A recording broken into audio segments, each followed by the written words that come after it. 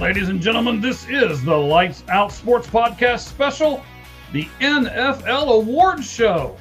Cheese came up with this all by his little lonesome here, and we decided we were going to do this because especially Cheese thinks that a lot of the NFL people are going to get this wrong, so we want to make sure that we get it right. So Cheese, yes. How do you feel about these particular awards? Well, I think the media creates a narrative about some of them. I think a lot of them are about stats. I think a lot of them are about improvement and not really who should win it. I think it's gotten a little better with analytics, but it still needs a lot of work. And we'll talk about them as we go through. All right, I can't wait to do that, buddy. So, I'm going to leave this music playing in the background for a second because it doesn't seem to be bothering anything.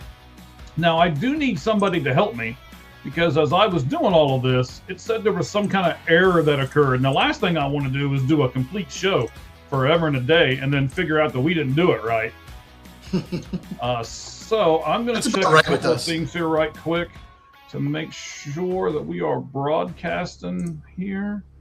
It's broadcasting on your X. I'm checking our X's right now. Not on mine, though, but that's okay. Is it broadcasting on X?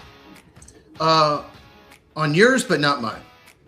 Ah, that's where it said the error was. Yeah. Okay. It doesn't like my X. It doesn't like your X. Let me see. I don't know if I can. So give us just a second here, ladies and gentlemen. We are gonna. It's fine. I'm gonna see if I can figure out how to do it pretty much right away. Well, we've got one person that says hi, so. Okay. We get a lot of highs. We do. We get a lot of so highs. Many hellos. We do a podcast and we never get high on the broadcast. I mean, that's, I'm not going to. That's up to you. Yeah, no. Knock yourself out. I'm pretty sure my work would frown on that. So let's not, right? Let's not. All right, well, we got quite a bit of people on with us, so we'll just kind of leave it as it is. We're gonna get some more. There we go. So yes, we're going to get a lot more of those, I am sure. We like it. Go ahead. Come on board with us. We're going to do our NFL awards shows here. And let's talk about some of the categories that we're going to do here in just a second. We are going to do several awards, right? All of these. Cheese came up with all of these. So if you don't like any of them, it's all his fault. Okay. So we're going to do Coach of the Year on a playoff team, the worst Coach of the Year on a playoff team. We're going to do Coach of the Year on a non-playoff team.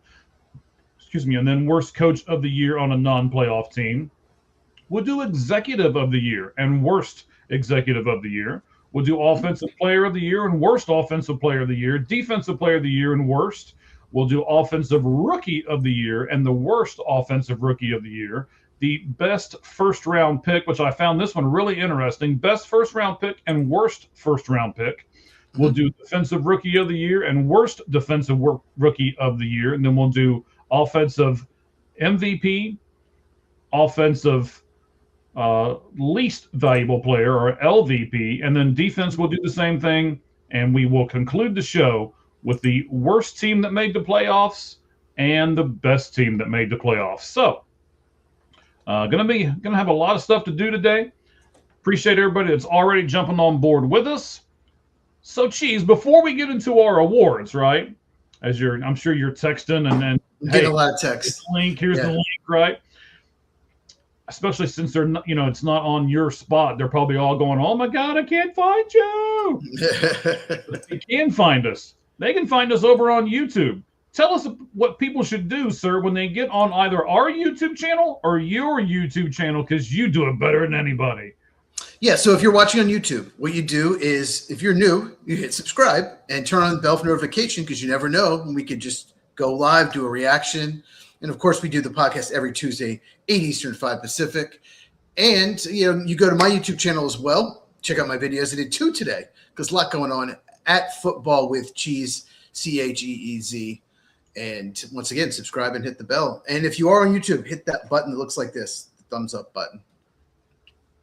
You just gave our people a lot of stuff to do, man. It's easy. Subscribe, hit the bell, and hit the thumbs up. It takes 3 seconds.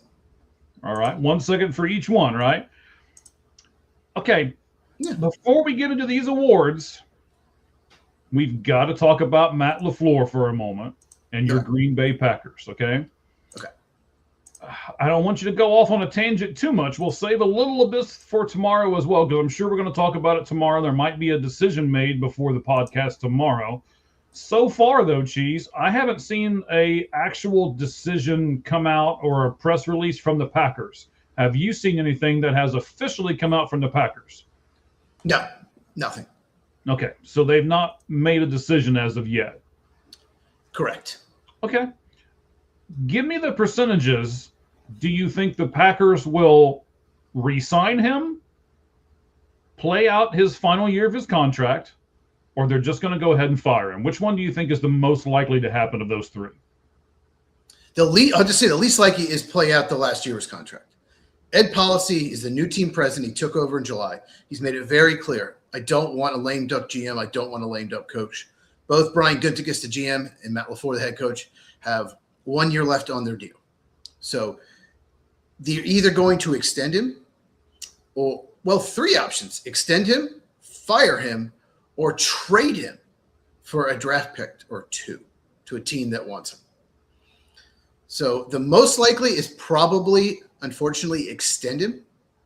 I still think that's the most likely. I'd say that's probably 75, 80% chance. It's an unknown.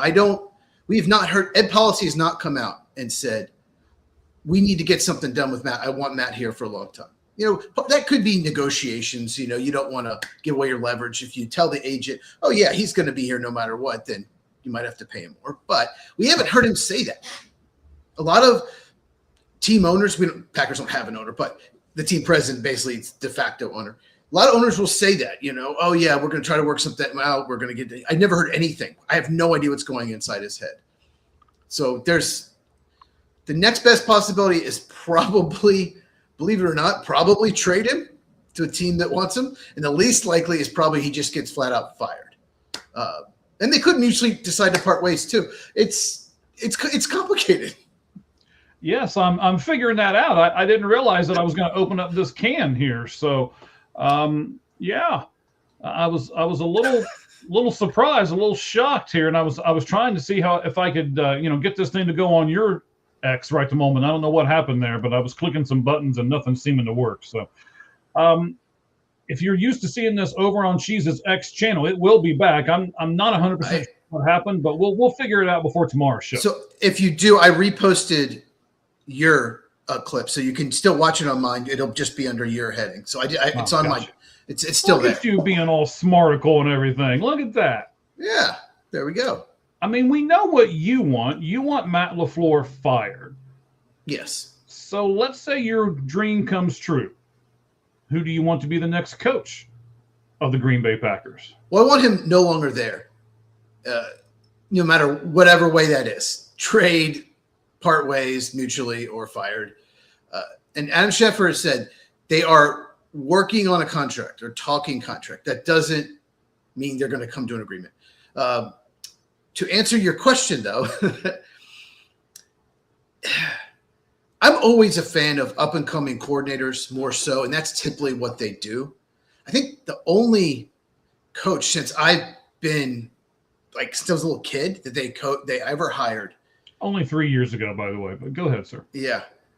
That was a retread coach is Ray Rhodes, and he lasted 1 year. Every other coach they've had was been an up and coming coordinator. So that's typically what they do. If they go that route, I like Clint Kubiak. I like Jesse Minter a lot. But Clint Kubiak, yeah, he's offensive coordinator of Seahawks. Jesse Minter, defensive coordinator of the Chargers. But I mean, Jeff Hafley, the current defensive coordinator, has done a terrific job. And you can just tell he's a leader. He has a natural leadership ability. And that is, I think, what's been really lacking since probably Mike Holmgren. Really, they don't have a true leader. So one of those, if it's a retread coach, John Harbaugh, Kevin Stefanski, Mike McDaniel, I like all three of them. Okay. So since you brought up your defensive coordinator, this is the last question because we'll save some things for tomorrow on the Lights Out Sports podcast as well. So this will be my last thing. I'm almost positive that your defensive coordinator is going to be hired by somebody. Do you think that as well? Yes, I absolutely do. I think he might be the second or third choice. I think a lot of people are waiting to see what Harbaugh and Stefanski does and then play off that. And then one of those teams will pick Hafley. But I think he's lined up 5 interviews or requested already, and it could be more.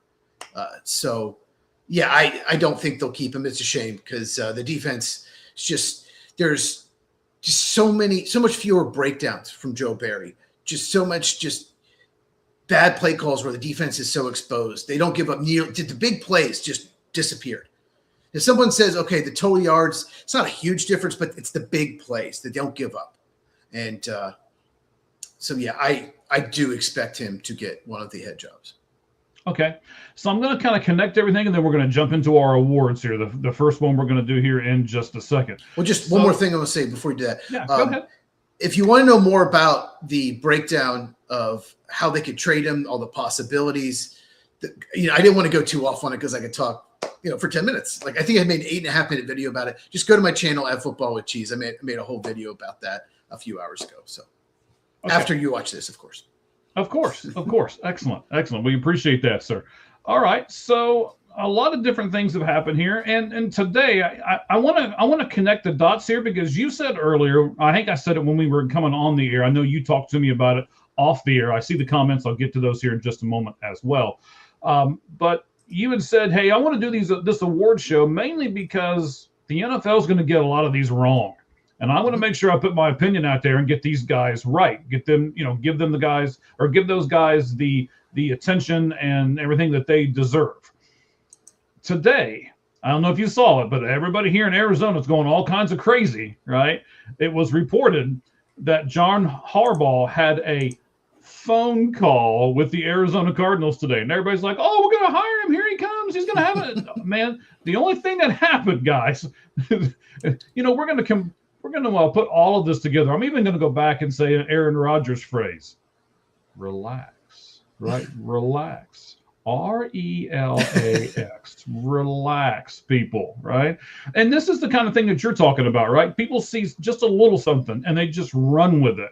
And we want to make sure that on this award show that we're doing right now, we did it separately from our Lights Out Sports podcast that we'll do tomorrow. And we did it because we want to give these guys their kudos. We want to give these guys their flowers and all of that kind of stuff on a separate show and have you guys be able to watch this and then tune into the show tomorrow for the regular stuff that we always do. So, yeah, it was just a phone call, people. Calm down.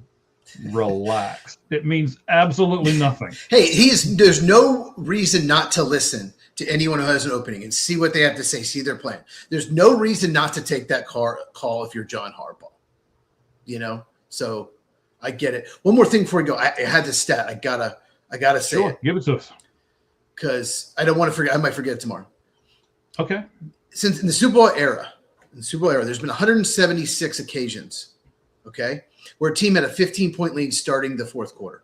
176 times since Super Bowl I, or since that playoff. Okay. Those teams are 172-4. Okay. And how many times have the Packers been one of the 4? The fourth was Saturday night, Packers Bears, right? They were up 21-6. The last time before that was the Falcons-Patriots Super Bowl. They led 28-9 going in the fourth quarter. Lost in overtime, right? Guess who was the quarterback coach for the Atlanta Falcons? Matt LaFleur. Matt LaFleur. He's been part of 2 of the 4 ever since 1960s. 176 times. So Falcons, if they want to trade for him, can you really, if you're a Falcons fan, they fire Raheem Morris. Can you really hire the guy who has the second, who blew a 15-point lead, who was part of the team that blew that Super Bowl? Is that what you're telling your fans? We're going to hire Dan Quinn, Jr.?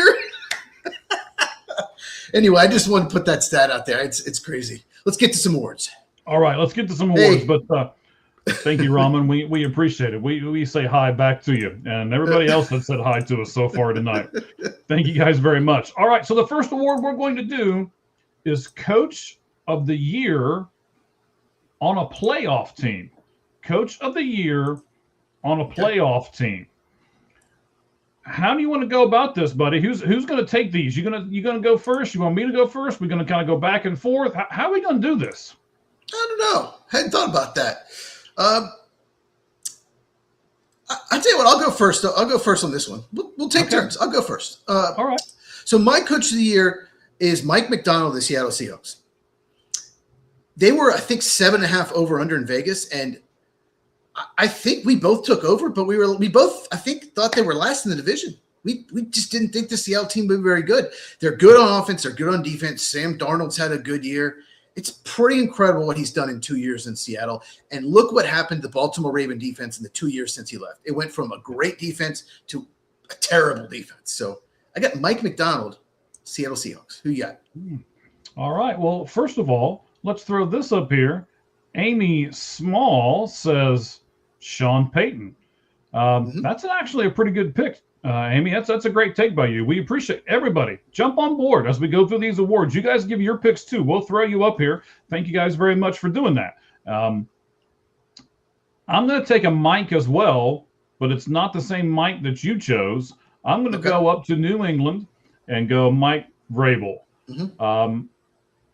I didn't think New England was going to be anything special either. And I'm picking Mike because, I saw what he did. I've seen it 3 or 4 times. I've seen what he has done outside the locker room where he waits for everybody, right? Just little stuff like that. I've seen how he coaches people up on the sidelines. I saw him do it 2 or 3 times during the playoff win yesterday. And to be honest with you, I think I might be giving something away here for a later award on, but I think they were the most dominant team yesterday against the opponent that they had. And the Chargers came into New England and did absolutely nothing. It was the only game that wasn't close. It was the only game that didn't come down to the last 2 minutes. Right. Yeah. Yeah, you could almost have just been an NFL fan and tuned in for the last 5 minutes of each one of those games and would have been good. But there was so much drama that happened in between them. And I'm sure we'll get to that tomorrow on the Lights Out Sports podcast as well. So, real quick, Amy, Sean Payton did a great job. There's no doubt about it. He's a great coach, one of the best in the NFL. He has no chance of winning because he's Sean Payton, because everyone knows he's such a great coach. So he's not going to win it. But yeah, he did an amazing job. Okay. I have a feeling that we are both going to take the same guy for this award. Well, let's do it anyway. Who was the worst coach on a playoff team this year? Cheese? Go ahead, sir. I have Matt LaFleur of the Green Bay Packers. I talked about it so much. Yeah, he did a terrible job. They limped in the playoffs. They actually won half their games. They played 18 games. They won 9 of them. They did not win a game after Michael Parsons. They lost 5 straight to end the year. It was a disaster. We saw what happened Saturday night.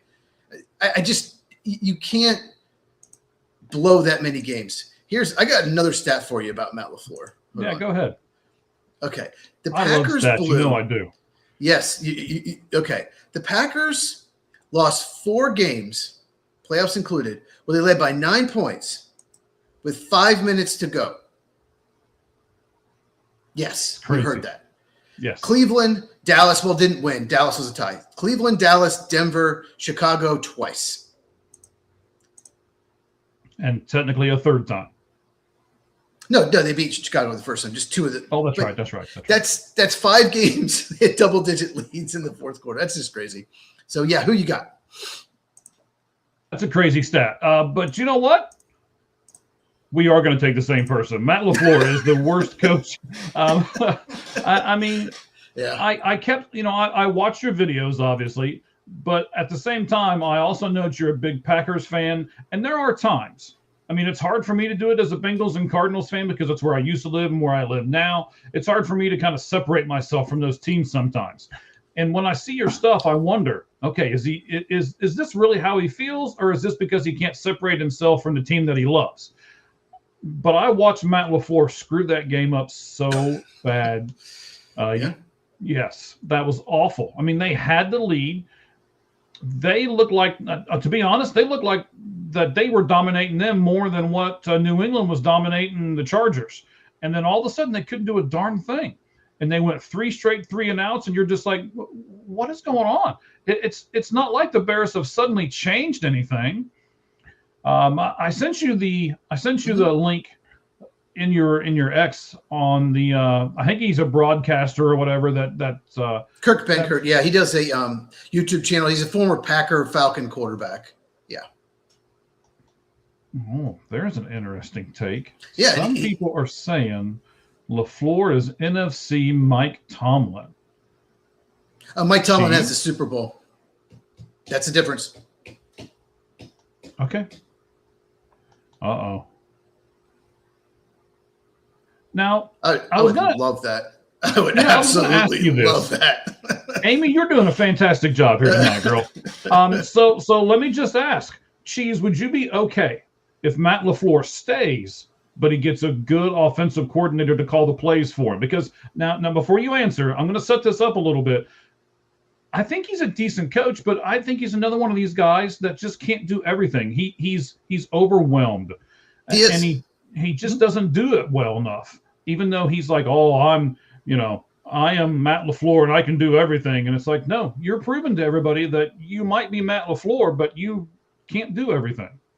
Yeah, it's funny. People were blaming Jordan Love because he didn't lead a game-winning drive when there was a couple drops, and Matt LaFleur had wasted timeouts earlier in the half. Like, okay, yeah, he didn't have enough time maybe because he wasn't getting help. But to answer your question, I just want him gone. It would help, I think. If you got Mike McDaniel's calling the plays, he's up in the booth, I would like that a lot. But I think there's a leadership problem too. There's more than just that. There's, someone said online, okay, well then he can help with special teams. I don't know if I want him helping on special teams. It's been bad every year he's there. I don't think this guy's the right guy, and I just want him gone. I'm going to stick with Mike McDaniel a minute. I know we're going to jump off topic and we'll get on to our third award here in just a second. If you're Mike McDaniel, Chiefs, would you take the offensive coordinator spot at a really good football team, or would you take the head coach of another not so good football team? Ooh. I think it might be better for Mike McDaniel, unless it's a good spot, unless he gets like the Falcons, the Ravens, or the Packers head coach job. If it's a bad team, yeah, he might be better off going to like Green Bay or Detroit, maybe Seattle if they lose their offense coordinator, and be an offense coordinator for a year or two, and then getting the better job. Because yeah, Miami it's a disaster there. I mean, they have a terrible roster. So yeah, I think maybe better off being a coordinator unless he gets a good job. Yeah, almost like a reset or a reestablish yourself kind of thing. Yep. Yeah, I like it. I like it a lot too. I certainly agree with you. It's when Amy brought that up, I was like, you know what? I'm going to go ahead and ask him. All right, so we've done Coach of the Year on a playoff team. We did Worst Coach of the Year on a playoff team. Let's do Coach of the Year on a non-playoff team. Coach of the Year on a non-playoff team. Cheese, you've gone first the last two. Let me take this one if you don't mind, sir. Yeah. So I'm going to go with, I had another guy at first. I had the guy we were just talking about when I was first doing all this. I had Mike McDaniel. Just because I was kind of wanting to go, yeah, he was a decent coach and you fired him. But I think there's another guy who deserves this award a little more. Kellen Moore in New Orleans. That's who I ended up going with. New Orleans all of a sudden became 10th in passing yards, and they had Rattler and Chuck, right? When you got those two guys and you become 10th in the NFL in passing yards. I mean, you should just get handed an award right then and there. So, they had a 1,000-yard receiver in Chris Olave. They actually had two people that had 10-plus sacks this season. So he's decent on defense as well. That was Cameron Jordan and Chase Young. Both had those. As far as team awards go, they were 9th in total yards allowed, and get this, they were 4th in passing yards allowed per game. So they've got some pretty good offensive output. They did really well on defense, and I really like this. So let's see here. They beat the Panthers twice. They beat the Bucks. They beat the Jets, the Titans, and the Giants. So they beat who they were who they were supposed to beat, and a couple teams that they weren't.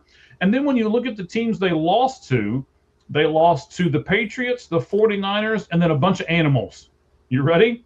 Bills, Bears, Seahawks, Falcons, Dolphins, Ravens, Cardinals. Just a whole bunch of animals. Well, except for Cardinals. Right. Well, look, Cardinals are like it's a bird. That was early in the year. Early in the year. It was the first game. But I mean, they lost to a bunch of playoff teams. Yeah, Kellen Moore, they got better as the season went on. And Tyler Shuck got better. He did a great job. He really did. We both picked that, if you remember, to be the team that picks first in the draft. We thought they had the worst roster in the NFL. So it's funny. I wrote down two names just in case, so we didn't do the same one. So the one I was going to go with is the guy you mentioned earlier, Mike McDaniel. I'm going to go with him. We just talked about him. He did the most with one of the worst rosters in the NFL. They won 7 games. And they have drafted, if you look at the last 4 drafts, there's no team that's drafted worse, because I studied the drafts, than the Miami Dolphins. This last draft, they had the worst draft of anyone. They got the just garbage draft this past year. They did fire their GM, and he just keeps overachieving every year, and they knock him down. Okay, he's 0-2 in the playoffs. At Buffalo, at Kansas City, in cold weather, teams that were like favored by double digits. Of course he lost those games. It's just crazy. The fact that he got in the playoffs twice is crazy. So Mike McDaniel is a very, very good coach. All right. So, if we tell you who's the best, we also got to tell you who was the worst one, right? That's only fair. So we did Coach of the Year on a non-playoff team. Now we're going to talk about worst Coach of the Year on a non-playoff team. Cheese, you're not going to go first. I'm not going to go first. Oh, okay. One of our listeners, Amy, she's just rattling off all kinds of stuff for us today. I hope she keeps going with us here. Amy's going to go first.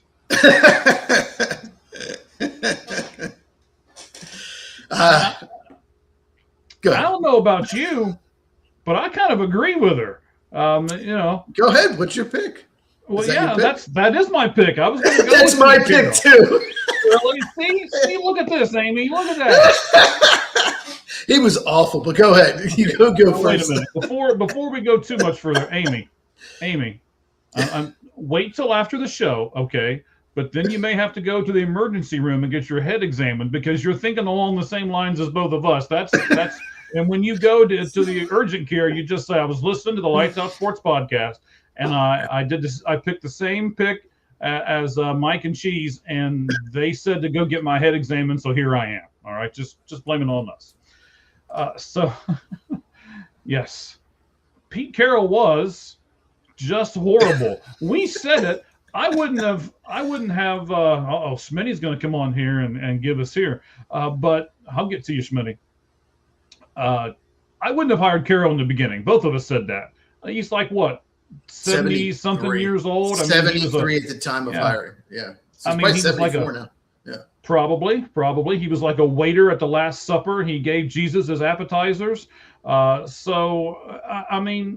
can't tell me that a rebuilding team needs a 70-something-year-old person as their head coach. That was just a stupid hire from the get-go. What about Gannon? I'm a little close. I actually wrote down 5 names.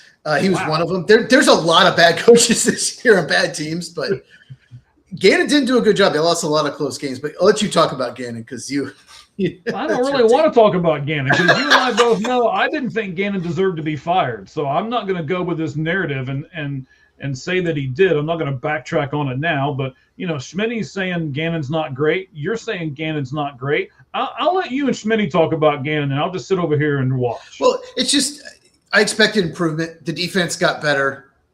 They drafted well. I know there's some injuries, but it just expected so much more. I know that Kyler Murray got benched, but that team should have won at least 6 games, probably 7 or 8, and they won 3. So you just can't keep losing close games. And I don't know if players checked out. I don't know. I'd have to do a deeper dive, but some of those games, they just played awful and barely lost. Just awful. So you got to go back to the head coach. Why are they playing so bad over and over? Yeah, Todd Bowles, I wrote him down too. But Pete Carroll, the thing with Pete Carroll is it still made absolutely no sense. The Raiders need at least 2 or 3 years rebuild to get that roster stinks. And he wanted Geno Smith. They wanted a quarterback and traded for a 34-year-old quarterback. That was his quarterback in Seattle. I'm guessing Pete Carroll was the reason why they did that. None of their moves made any sense. And then they drafted a running back when they didn't have an offensive line to block for him. But yeah, Pete Carroll, I mean, there are some games where I just could not believe how bad a coaching job he did. Now wait a minute. Ashton Gentry is a one-of-a-kind game changer at running back. I would have also been tempted to take him. No, I would have taken him. But you gotta sign linemen or draft some linemen to block for him. That's my point. Okay. Like, it's just a mess there. But Pete Carroll, he didn't do any help. It just made no sense. And I honestly think he should have done more with Seattle. He should have won at least 2 Super Bowls. I don't think he's a very good coach. I never did. He just had the most talented team. In college, right, over at USC, right? That's where he was at? No, he just recruited the best players. They just had a lot of talent. So now, that was back in their heyday when they could go out and get people, kind of like Alabama can now. And, maybe Indiana's going to be able to do in the future. We'll talk about that tomorrow on the Lights Out Sports podcast. It's the NIL is getting really interesting. We'll talk about that. And then Schmitty brings up another really good point about Jonathan Gannon. Here it is. Crazy amount of penalties. Yeah. Yeah, if you look, I believe that they were the most penalized team in the NFL.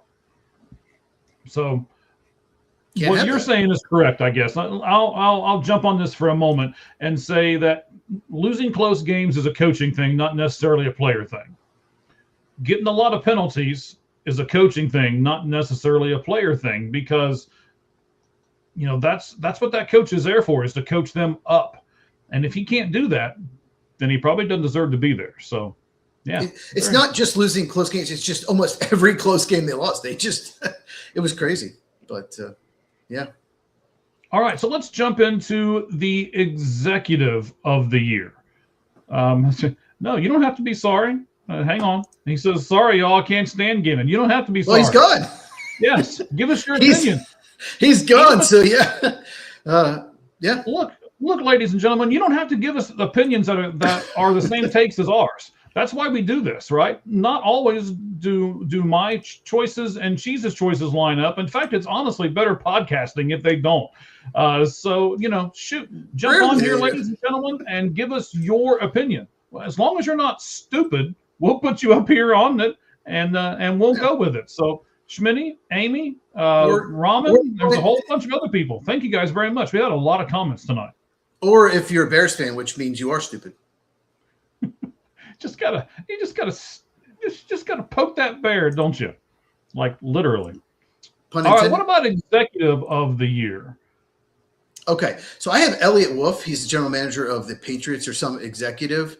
I don't think he did a good job last year. I didn't think he had the best draft, but the draft, the offseason, the free agents they signed Milt Williams, they signed Robert Spillane, who's played well. They signed Morgan Moses. They really needed a right tackle. Drafted Will Campbell, drafted Travion Henderson. And the improvement. I mean, it's not just Vrabel. I know you picked Vrabel. It's not just Vrabel. There's a lot more talent on that team. So, yeah, Elliott Wolf.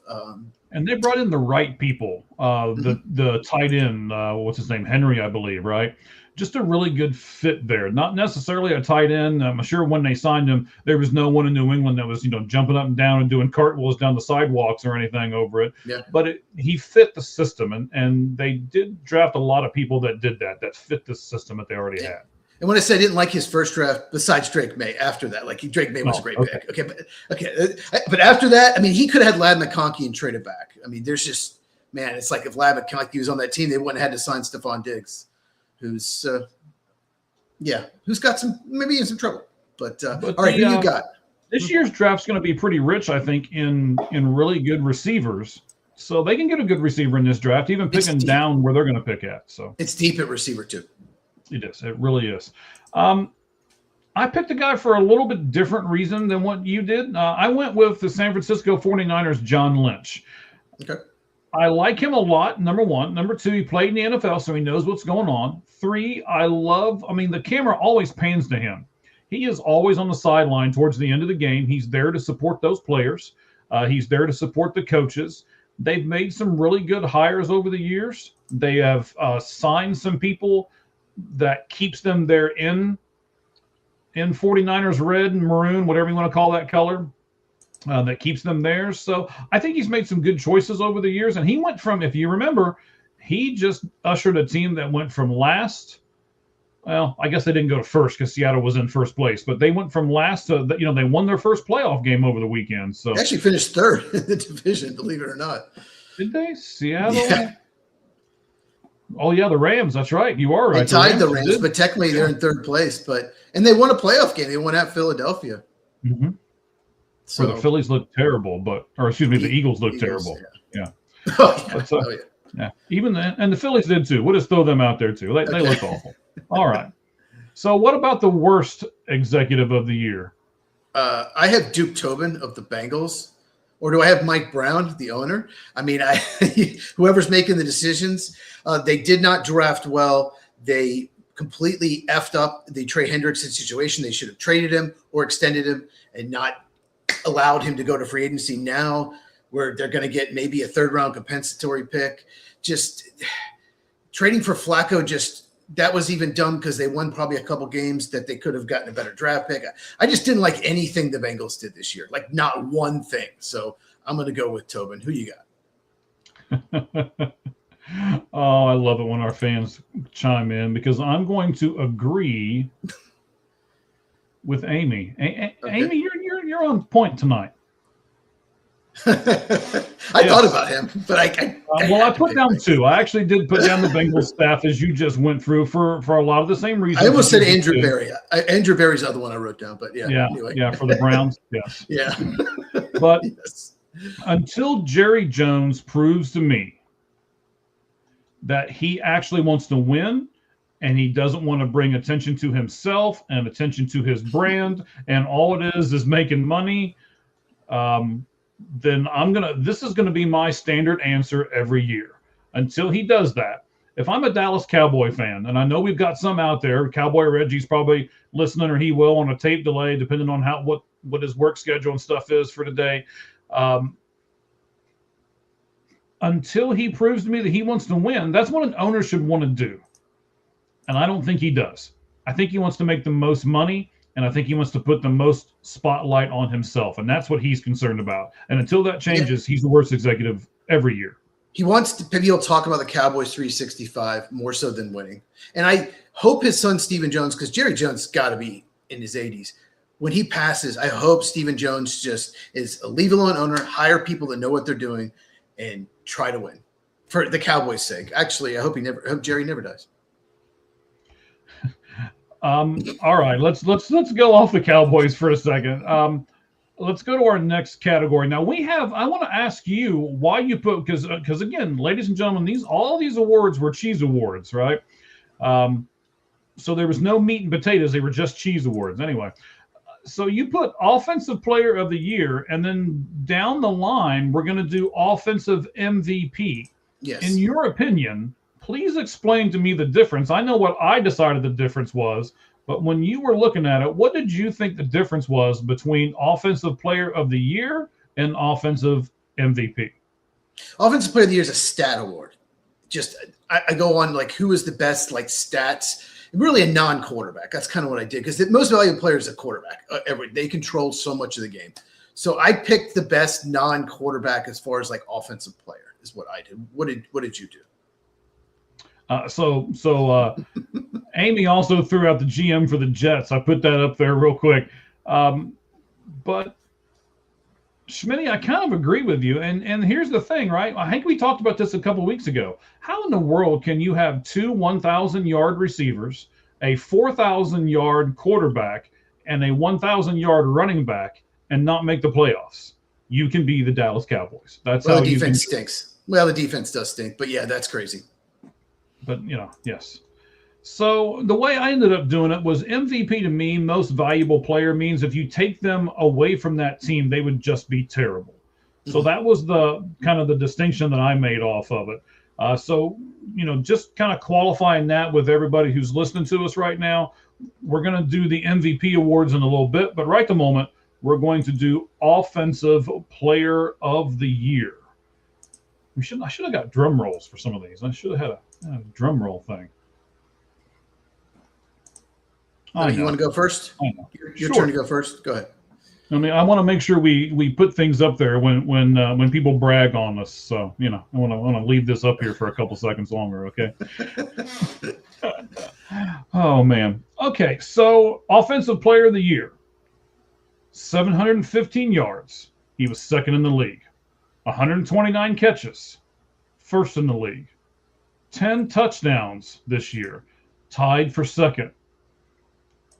3 plays of 40-plus yards or more. Was like tied for fourth, I believe. Number 1 in plays of 20-plus yards. 27 plays of 20-plus yards. And, because he has the mark of the beast, I put him in this spot too.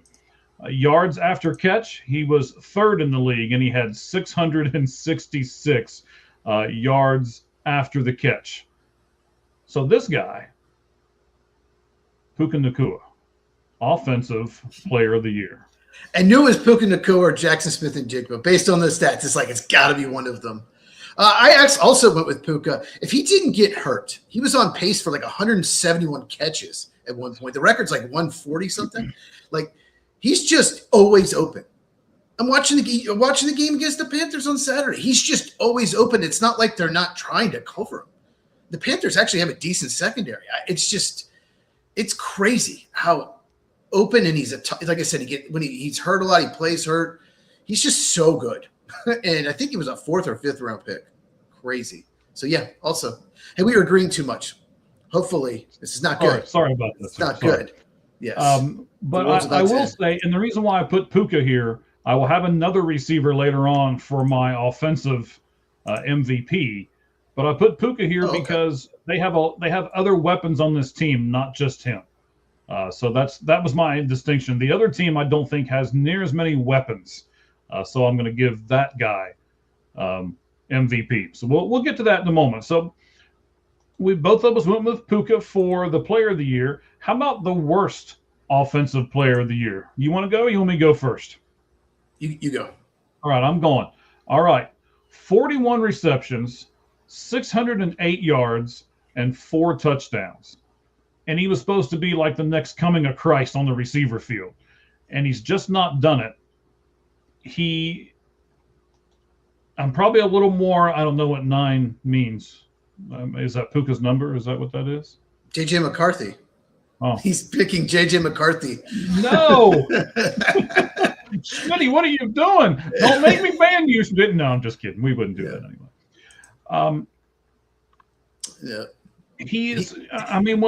When the Arizona Cardinals drafted him so high a couple years ago, and they were like, yes, oh my gosh, no, Schmitty. I mean, J.J. McCarthy did play. He had like 2 good games all year. He got hurt, but I get it. I didn't have him because it was his first year as a quarterback, and it's tough to play quarterback, and the offensive line let him down some, but I get it. We'll do rookies as well here in just a little bit. So we'll divide it up into rookie. Maybe McCarthy will be one of our rookies of the year. I don't know. We'll see. Going back to the worst, Marvin Harrison for me is the worst one. He was supposed to be this great new receiver. He was really supposed to stretch the field. He's got the size. He's got the this. He's got the, oh my gosh. No, he hasn't done anything. And to me, maybe I'm a little too close to this team because this is where I live and I really expected more. But I would put him as the worst Offensive Player of the Year. Cheese, who do you have? He did get hurt. But after he got hurt, it looked like the offense got better. Right? Because Michael Wilson stepped up? And Michael Wilson stepped up. Trey McBride had an amazing year. Yeah, he's got to be the third option going into next year. And Malik Neighbors was on the board. I know he's had trouble staying healthy, but he's so good when he is. So I went with – so this is a playoff team, and they made this trade. They wanted another weapon, and he had such a good season last year for Miami. And they expected him to probably be their number 2 receiver after DK Metcalf, and that's Jonnu Smith. And he sucks.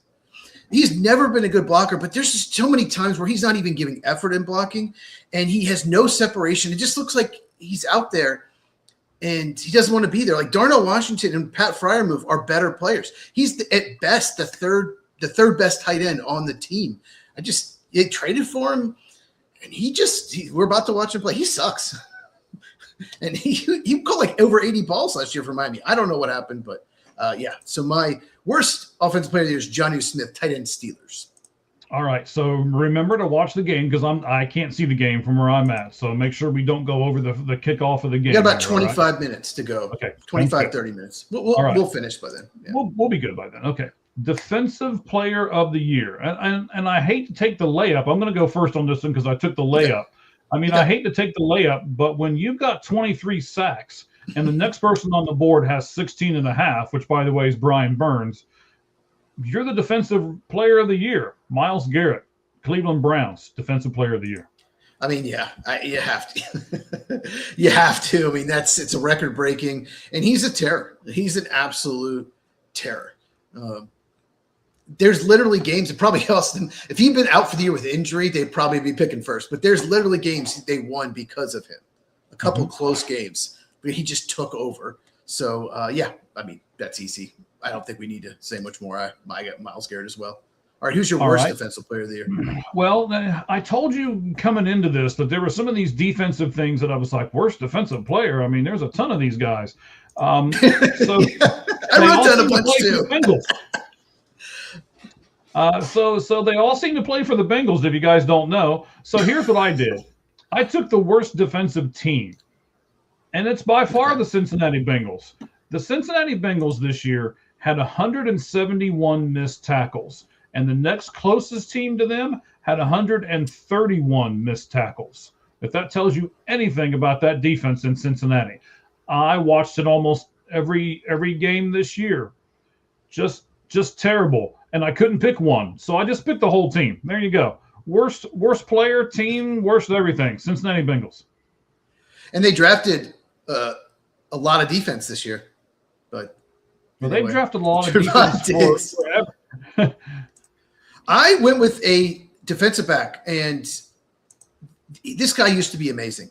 I don't think he was ever like a true shutdown corner, but he was always just a very, very good corner. And I don't know what happened. Did he lose his speed? He just fell off a cliff. I'm watching Ravens games, and people are just picking on him. They're throwing at him. And this guy used to be a guy you never threw at him. And that's Marlon Humphrey, cornerback of the Ravens. He sucked this year. There were some big games they needed to win, and late in the games, he just given up these big plays. And they missed the playoffs by one game. So, yeah, Marlon Humphrey, cornerback Ravens, is my worst defensive player of the year. Now, Smitty, I wish I'd have talked to you before we started this, because I'd have probably went with you. I mean, when you're a defensive person and you're released by the Dallas Cowboys, I mean, you have to be terrible, right? Let's see, the Bengals had a chance, and they were going to release him at the end of the year anyway. I think he was trying to get out of that. I think he did something to piss them off and wanted to play for a playoff team, which he did get to. Of course, they're already out, but they were going to release him anyway. So she's saying made it back. I don't know how we went from Anderson it back to made it back, but she's probably doing like 3 or 4 different things. She's working on college papers and stuff like that. She's listening to us in the background because God, nobody wants to listen to us as the main thing going on. So I get that. Yeah, so the Bengals had a chance, according to Amy, and Burrow even made it back, and they still didn't get to the playoffs. But yeah, and somebody had to win that division, so it ended up being the Steelers, and they're about to get triple tonight. They lost to the Jets. You can't lose the Jets. The Falcons missed the playoff by one game. They would have won the division. They would have hosted the Rams. They lost to the Jets. You can't lose the Jets. We do podcasting now because we hate autocorrect too. So we're right there. All right. So Fantastic, guys. Again, appreciate you guys all jumping on with us. Thank Amy, Schmitty, and everybody else that's been on here. We appreciate all of you guys helping us out and adding to the show. Again, this is the Lights Out Sports Podcast special, the NFL Awards Show. So we'll have our normal show tomorrow, Tuesday night. What time, Cheese? What are we going to do then? 8 Eastern, 5 Pacific. We'll talk baseball, college football, and, of course, NFL. Yeah, so make sure you join us. And we're going to have to start going a little faster here on these to get done. We're about halfway done. We'll start going faster. All right. So what was that? See, that was Defensive Player of the Year and then worst. Yes. So now we're going with Offensive Rookie of the Year. I don't think this one was too hard. I looked at it and was like, oh, man, there's a whole bunch of people. And then I started looking at stuff and I was like, oh, no. This is pretty easy. Okay. But wait. Before you answer, look what you did. You did something. Oh, there you go. You look at that. There you go. The notification bell is key, so you never miss one of the videos or the pods. Absolutely. You can ask a quick question. We'll see it over here, and then we'll quick is the key word. But yeah, well, you can ask, and then we'll try to do everything at the end. While she's doing that, I'm going to go Teddar McMillan. I think like Judkins. Well, I mean, he's on the Browns offense, so Harold Fenton Jr. also had a great year. Tyler Warren got off to a great start. He kind of fell off, so did Ibuka. So I think Teddar McMillan, played really well down the stretch. Wide receiver from Arizona, drafted by the Panthers. Yeah, I had the same ones. So let me just give you the numbers. 1,014 receiving yards, 7 touchdowns, no fumbles, by the way. Another reason why I put him up here, that's not usually what a young person does. And then if you look at their next 3 guys, Jalen Cooker, right? Or Coker. I don't know which one. Coker. Xavier Legette. Yeah, he sucks. And then Rico, I believe he's their running back. Rico, what is it, sir? Dowell, yeah. If you take those 3 guys and you add up their receiving yards, it's 1,054. So they had 40 more yards combined than what McMillan did by himself. And when I saw that stat, I'm like, oh, no, this is over. He's the guy. So I agree with you. Offensive Rookie of the Year would be McMillan. Worst Offensive Rookie of the Year. Go ahead, Chiefs. Jonah Sevania, guard for the Dolphins. I didn't think I had him in my top 100. And they traded up in the second round to get him. The Dolphins did. God, Chris Greer was so bad. And he can't play. I didn't love his film at Arizona. I don't know why everyone thought he was this great player. And he had one of the worst seasons I've ever seen a guard play. I mean, he just gets beat play after play after play, and the Dolphins wouldn't bench him. So Jonah Sevania was like 40th overall of the Dolphins. What about you? All right. Well, I'm just going to, because of the sake of time here, and I don't really have a number for this one, so I was going to give you a team again and all this stuff. So I'm just going to agree with you, and we're just going to move right on. Amy, I want to tell you that I do see your question. We will talk about college football more tomorrow, and if we have some time at the end before the kickoff to the football game, we will go back and answer your question. So we just did Offensive Rookie of the Year, Worst Offensive Rookie of the Year. I like this one, Cheese. I'm glad you came up with this. Best first-round pick and worst first-round pick. Let's go with the best. Who are you going to say is the best one? We may have the same person. You go first on this one. Oh, I'm going to go first on this one. Okay. All right. Carson Schlesinger for the Browns. He was the second-round pick. He was the first pick of the second round, but go ahead. Pick him. Just pick him anyway. First round. Oh, you are right. It does say best. It's okay. I would have put him if he was a first round pick. So go ahead. All right, 146 tackles. He, that led the Browns. He had 64 solo tackles. He actually had 2.5 sacks, and he had 2 interceptions.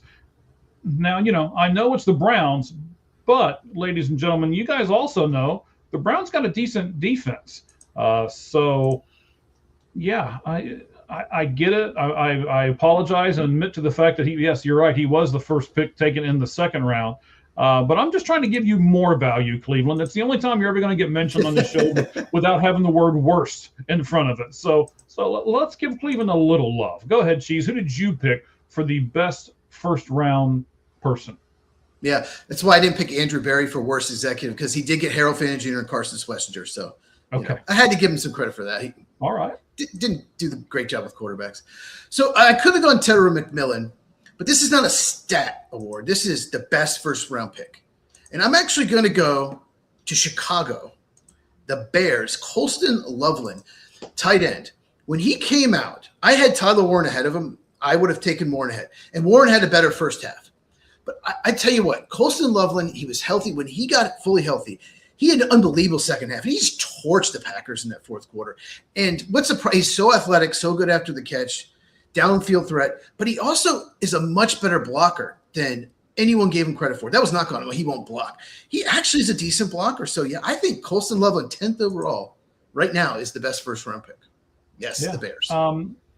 That was the other guy that I wrote down before I messed up with Schlesinger. And I like what Chicago did. If you look what Ben Johnson did with the quarterback in Detroit, I just lost his name. Anyway, he had a really good tight end over there, Matt Laporta. Was that right? Sam Laporta. He did a really good job with him. I think he did a great job with Colston Loveland. Gave their quarterback more weapons. And he blocks pretty well, too. I'm surprised you didn't say that. He blocks pretty well as well. So, I'm with that. I did say that, but did you? Well, yes. I only pay attention to you half the time. So. It's okay. Okay. All right. Who's your worst first-round pick? Worst first-round pick. This one isn't even this one didn't take me long at all. There's a few really bad ones, but go ahead. Well, I've got to take someone that I watched the team. I didn't necessarily watch them because he didn't play very much. But I got to pick Stewart over with the Cincinnati Bengals. He was a reach. He had a good upside, but he didn't do that upside. And I think, honestly, the reason why the Bengals reached for this was because they knew they had to. The Trey Henderson thing was a debacle at that point, and they knew they had to get another person that played that same position. So they reached out there and tried to grab him in the first round when he was probably a second or a third round guy. You said there was plenty of bad people. Give us one, sir. Well, just quick with Stewart. Yeah, he high upside, Jadeveon Clowney comps, but he just didn't have the production in college. So I thought about him, but he got hurt. I don't think he was ever fully healthy. But I'm going to go with Kenneth Grant. He was 13th overall by Miami. Yes, another Miami Dolphin. Defensive tackle, Michigan. He was always one of those players, boom or bust in college. There were games where he disappeared. And then other games where he absolutely dominated. He dominated that Ohio State game. It's one of the reasons they won. And sometimes he just plays way too high. This rookie year, he just looked like he was playing too high, like he was not interested. He's so gifted, but he's got to get low because he's this big 330-pounder. And some games, he's just getting pushed off the ball. He couldn't even stop the run. That's what he was always good at in college. And he didn't stop the run or rush the passers here. So I think Kenneth Grant right now, Miami Dolphins, another pick. I picked both their first and second round picks. Right now is the worst rookie and worst pick. So, okay, what's next? All right, so defensive rookie of the year and worst defensive rookie of the year. I'm going to back out of this one. It's defense. We're running a little short on time. So, give me both. We're both going to pick. We already talked about Carson Schlesinger. We both would have picked that, I think. Linebacker of the Browns, first pick the second round. He's been tremendous. What a pick. He should have gone in the first round. All right, what about worst? Mike Green. He was a second-round pick of the Ravens. Everyone said he had top 15 talent. He has been accused of SA, I'll just say that, twice, once in high school, once in college. So he was a character risk, but everyone said, oh, the Ravens got a top 15 talent. They took him in the late second round, and he did nothing this year. And the Ravens had no pass rush whatsoever. So Mike Green is my worst rookie. How about you? I didn't really have one. We're just going to move on from this from the defensive stuff. You're much better at this defensive stuff than I am. I'll admit to the fact that I'm not great. We got three more topics here to do. We got offensive and defensive. We'll do the most valuable and the least valuable of both of them, and then we'll conclude tonight with the worst team that made the playoffs and the best team that made the playoffs. So again, I'm going to go offensive. Offensive most valuable player. I'll give it to you here just a second. My guy here is because this guy is the most valuable person on the team.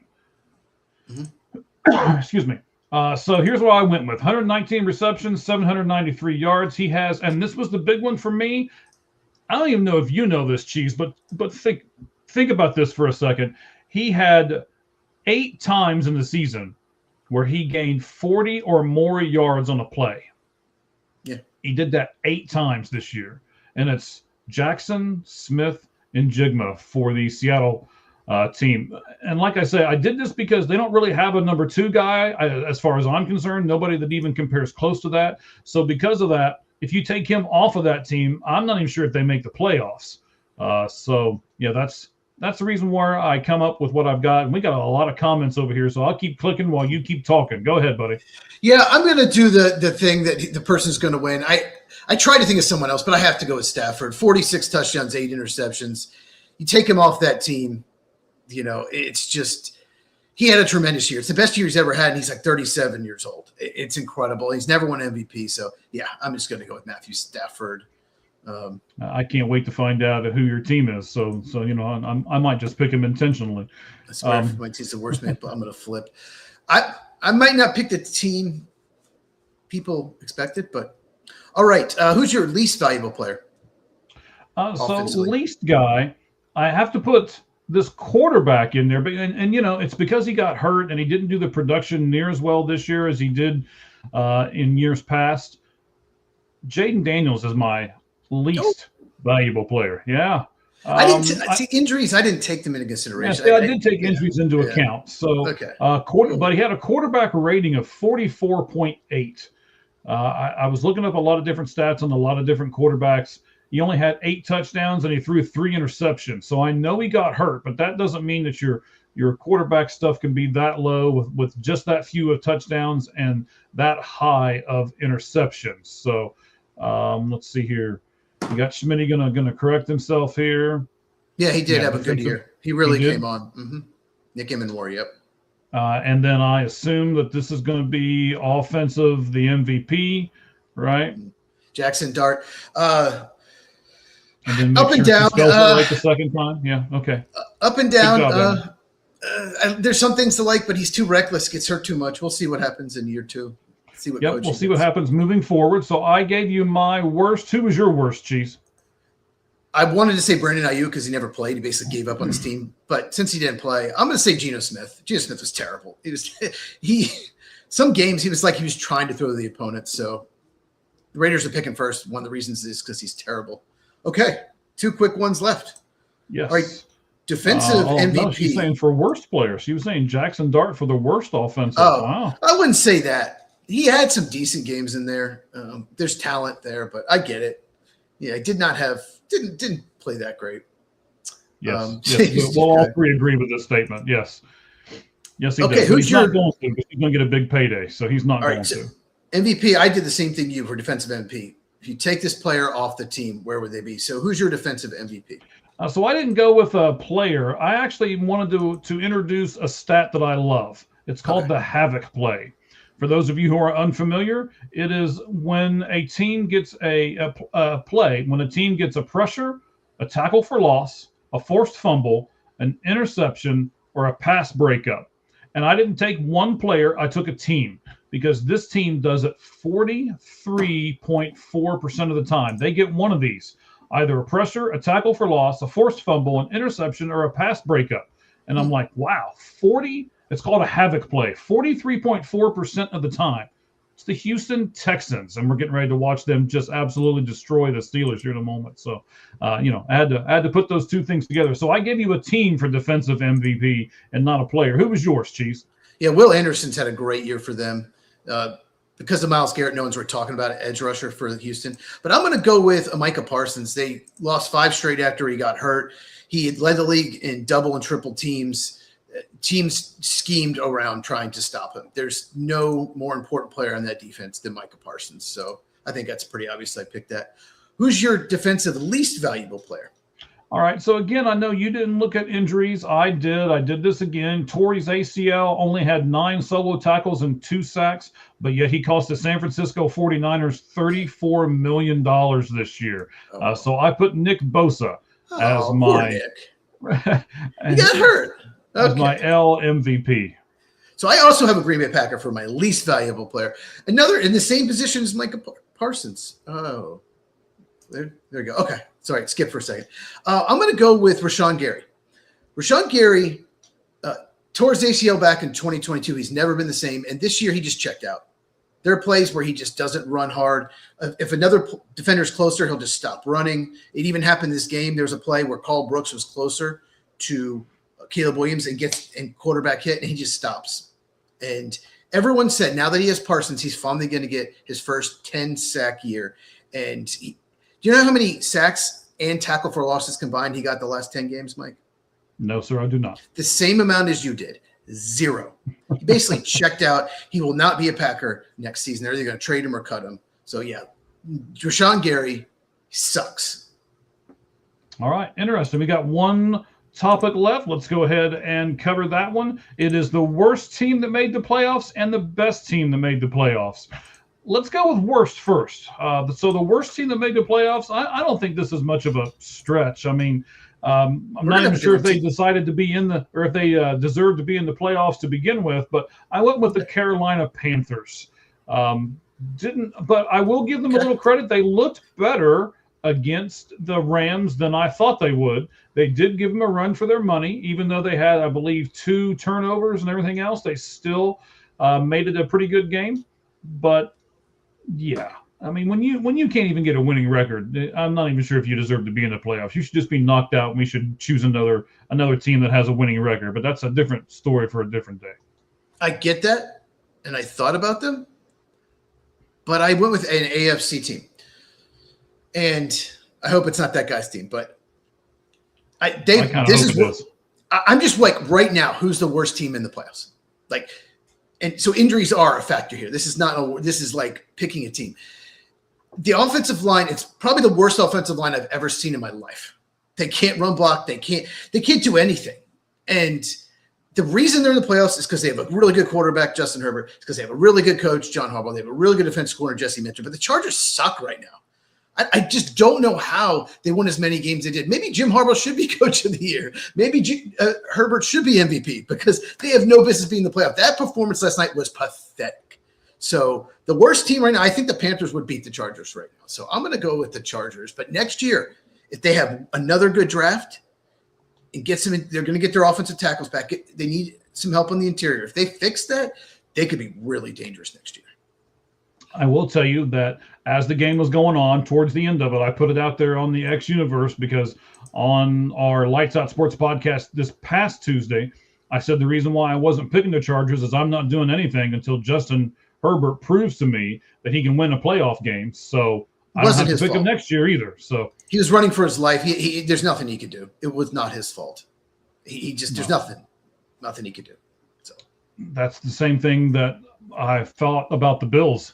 And all of a sudden, Josh Allen just puts that game on his shoulders and gets them to the promised land. So. His offensive line's much better. But I'll say this. Christian Gonzalez absolutely dominated that game. Shut down Quentin Johnson, cornerback for the Patriots. What a game he played. He is one of the best corners in the NFL, and no one's really talking about it.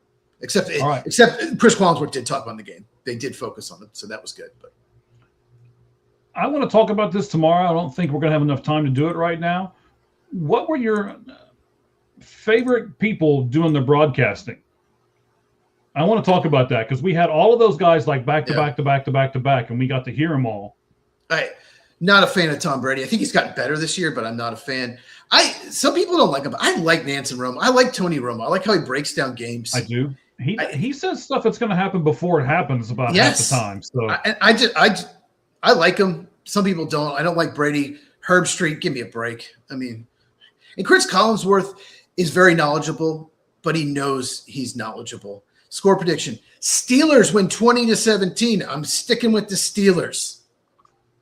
No, there's no way the Steelers win tonight. Rodgers, DK Metcalf hit a big play. Steelers win. I think you're still living in Green Bay Packer days, sir. But no, I'm gonna go Texans, and I'm gonna say Texans beat them pretty handily tonight, 24-14. Okay, and the game's about to start in a few minutes. So okay, so we'll get to this. The best team that's made the playoffs. It's our last one. I'm clicking on all these things here. So I'm gonna go with New England. They dominated the Chargers yesterday. I like what that team is. I like a lot of what that team is, even though you don't know half the people who are on that team. So that's the reason why I want to put them as the best. I'm banking that most casual football fans can't name 5 people on that team, yet they're still in the playoffs and they still dominated yesterday. Who would you say is the best team right now in the playoffs, sir? Despite only winning a close game, I still think the Rams. I still think the Rams are the most complete team. The problem with the Rams is special teams. They got it pump blocked. If you take away special teams, the Rams, I think, hands down, are the best team. But that could be their Achilles heel. They could lose a game on a horrible special teams play. It almost cost them the game. So I'd say Rams, and I really like the Broncos too. So that was my pick, member, for the playoffs for the Super Bowl. I just think the Broncos defense, they get so much pressure on you. They can beat you in so many ways. So yeah, I'd say Rams. All right. So Amy says the Rams are dangerous, and then she goes and gives a score as well. 22-18 Texans tonight. So yeah, I want to see Rams Seahawks one more time. I really enjoyed that game. It's one of my favorite games all year, that Thursday night game. So I would love to see that in the NFC title game. All right, fantastic. Cheese, plug your channel one more time as we get ready to exit out of here. Tell us where they can find you at on X and YouTube, sir. At Football with Cheese, CHEEZ, and X at Football Cheese without the with. And of course, Mike picked Steelers because he doesn't like them. Correct. I'm a Bengals guy, so I can't like the Steelers. Louis third, the bottom for me, by the way. Louis third to last. Third to last. I got Chargers and Panthers, the only teams that are worse. Sorry. No, I was going to say the same thing, except I wasn't. But I still think the Chargers in there. If they win tonight, that's going to be it. They're not going to win nothing. If they win, I'm trying to think who they play. They'd be in New England, right? They would. Yes, they go to New England, and they did win there. I think they did win there earlier this year, but I think it was 5 turnovers for New England. So yeah, I think this is it for them if they win. But I think I'm predicting. I think they might win this. All right. Thank you guys very much. We certainly appreciate all of you here with us. We love each and every one of you. Let's put this in the background. Damn. That's everything. Is there anything you want to add to that, buddy? I didn't hear what you said. It kind of cut out, but yeah, everyone who watching 8 Eastern, 5 Pacific tomorrow for the Lights Out podcast. We got a great show tomorrow. Lots of stuff to talk about, and I'm going to go eat some chicken. Me too, actually. I got chicken on the menu as well. So yes, I'm going to go do that too, bud. All right. Might be better than the Eagles too, Louis. Go ahead. Okay. So as we say at the end of every one of these broadcasts, we thank you guys very much. Appreciate you. We keep growing on our YouTube channel, almost 15,000 views in the last 7 days. So that's our highest mark ever. Please keep that up for us. We appreciate it. Thank you guys very much. And we will hang on. Let me get the last couple comments on here. There. Yep. Steelers just received. So. All right. Excellent. Thank you guys very much. And of course, the only thing that's fair in life is a baseball hit between the third and first base lines. Good evening, everyone.